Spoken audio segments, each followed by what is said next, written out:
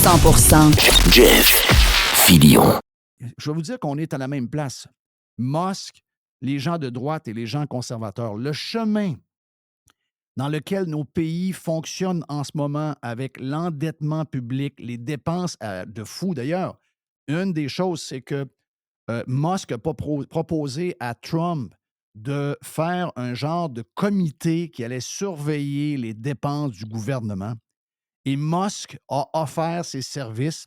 Il dit, on pourrait avoir un board où on est un groupe d'indépendants qui sortent d'un peu partout du milieu des affaires et on est là à scruter avec ce comité-là s'il n'y a pas des dépenses inutiles, si on n'est pas en train de brûler du cash. Parce que comme il expliquait, c'est justement cette indiscipline budgétaire qui crée l'inflation et qui fait que les gens ont de la misère à arriver puis que le dollar qu'on a entre les mains vaut de moins en moins cher.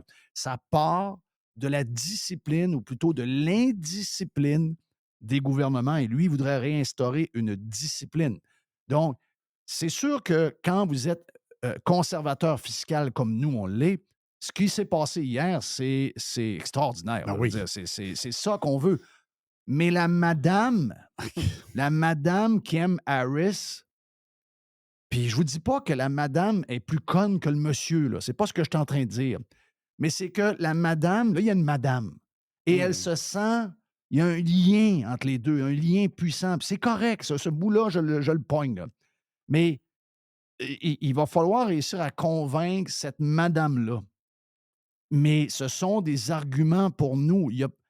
C'est le problème de la droite et des conservateurs. Oui. C'est qu'on ne touche jamais le cœur. On est toujours en train de titiller le cerveau, puis le QI, puis etc., puis les idées. Sauf qu'en ce moment, Kamala Harris n'a rien dit encore. Elle a parlé à personne. Elle répète le même petit discours à chaque soir depuis 2 semaines, avec les mêmes téléprompteurs. La crowd qui est là est à peu près pareil. Qu'est-ce que les médias ont fait? Qu'est-ce qu'ils ont réussi à bâtir comme image? Je ne sais pas, la recette, mais je sais une chose, c'est qu'ils touchent le cœur de ces femmes-là. Et quelques hommes aussi, mais je veux dire que quand on regarde la crowd, c'est une crowd qui est carrément, vraiment majoritairement femmes ex, OK? Donc, ce sont des femmes ex. Il y a beaucoup de gars qui doivent être découragés, mais il y a beaucoup de gars qui suivent leurs femmes aussi là-dedans. Donc, il y a quelque chose, et ça se passe au niveau de l'émotion. Hier, j'ai adoré ce que j'ai entendu. J'ai adoré parce que moi, quand je fais de la politique, quand je veux voir l'avenir de mon pays, quand je veux voir l'avenir de l'Amérique, je le fais de manière cérébrale. OK? Je le fais dans ma tête. Mais si vous voulez gagner des élections, la démocratie, là, c'est pas des idées tant que ça, là. La démocratie, ça passe par le cœur. Il y en a qui vont trouver ça plate là, d'entendre ça, là, mais c'est ça. Donc, il reste. Tu sais, Elon Musk, il est bien le fun, là. Je l'adore, Elon Musk. Hier, il m'a vraiment impressionné, là. Vraiment impressionné, là. Mais Elon Musk, moi, je le verrais comme président des États-Unis d'Amérique. Moi, là. OK? Le fils de Gilbert, un gars de maths, etc. Donc, ça, c'est mon côté un peu plus cartésien. Puis, j'oublie que les gens qui votent ne voient pas Musk de la même manière parce que les autres, c'est pas ça qu'ils veulent. Ils veulent un show. La raison pourquoi les Canadiens ont voté pour Trudeau. Les gens allumés, le monde avec une tête sur ses épaules, on n'a pas appris en 2021 que Trudeau, c'est un cave. On le savait en 2014. On le savait en 2012. On le savait bien avant qu'il devienne chef du Parti libéral, puis on le savait. Mais il a réussi à aller toucher quelque chose chez les jeunes et chez beaucoup de femmes, et il a réussi à les amener voter, puis ça a marché. Bravo à eux. C'est peut-être nous, notre bord, qui dorme au gaz. Mais la discussion qu'on a eue hier, je veux dire, c'est très bon, là. C'est bon pour des gens qui vont voter pour Trump. Ce qui s'est passé hier, ce 2 heures-là, est nul à chier pour les gens qui ne voteront pas pour Trump. C'est ça l'histoire. C'est nul à chier. Vous ne gagnerez rien avec ça. C'était une discussion cérébrale que moi, j'ai aimée, que tu as probablement aimé, que Mr. White a aimé, que les pirates ont aimé. Mais c'est pas ça, la démocratie. La démocratie, c'est The Voice.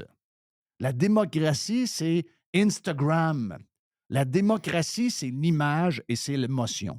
OK? Ce n'est que ça. Puis la preuve, essayez de me raconter de manière assez cérébrale le succès de Taylor Swift. Vous ne serez pas capable. Mmh. C'est pas grave. Si quelqu'un me dit que Taylor Swift, c'est les Beatles, je vous coupe en morceaux, asti. Mais elle a réussi par toutes sortes de manières à devenir la plus grande artiste de tous les temps, même si ses tunes sont nulles, puis qu'elle n'est pas vraiment une musicienne. Oui, elle compose des paroles, elle fait des affaires. Mais je veux dire, Elle empile le cash comme personne n'a fait dans l'histoire. jamais personne n'a fait dans l'histoire. Pourquoi est allée toucher quelque chose là? OK, elle est allée toucher quelque chose là. Kamala, c'est ça, là. Mais Kamala, c'est carrément... Kamala, elle n'est carrément... pas arrivée avec une conférence, avec des idées, puis le monde, ils ont dit « Ah, ouais, OK, c'est bon, ça, on embarque là-dedans. » Mais non.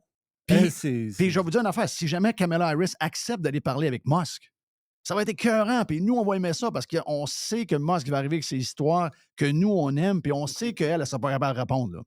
Mais à la fin du 2 heures, tous ceux qui ne devaient pas voter pour Kamala Harris ne voteront pas pour Kamala Harris. Et tous ceux qui allaient voter pour Kamala Harris après le 2 heures voteront pas, vont voter pour Kamala Harris. Vous comprenez mon point? Parce que ce sont des discussions qui sont... C'est des discussions pour Yann Sénéchal. C'est des discussions pour des podcasters. C'est des discussions pour des gens qui aiment cette game-là.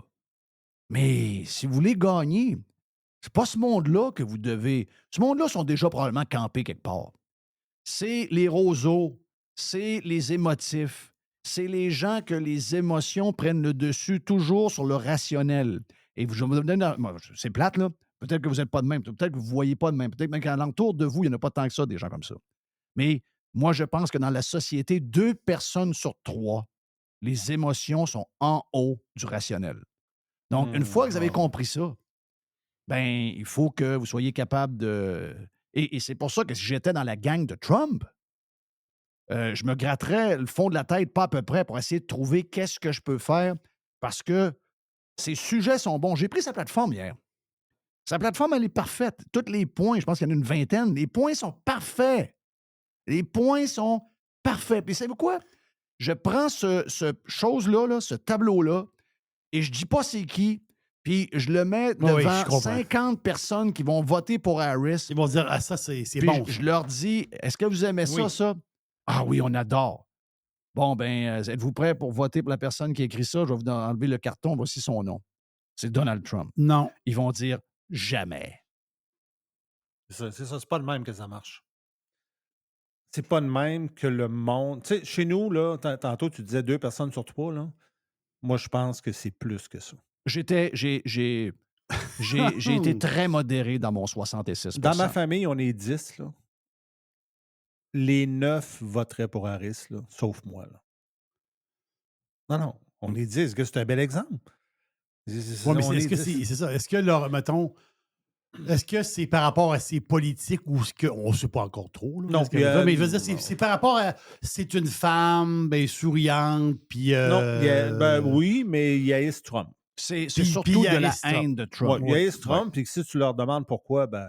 Ils ne savent pas trop. Ben, ils savent, là. Ils savent dans le sens que... Ils vont répéter, c'est un violeur, c'est un gars criminel, c'est un... L'avortement, il n'aime pas son... Il l'aime pas. Il l'aime tellement pas qu'il voterait pour le bonhomme s'il reste là.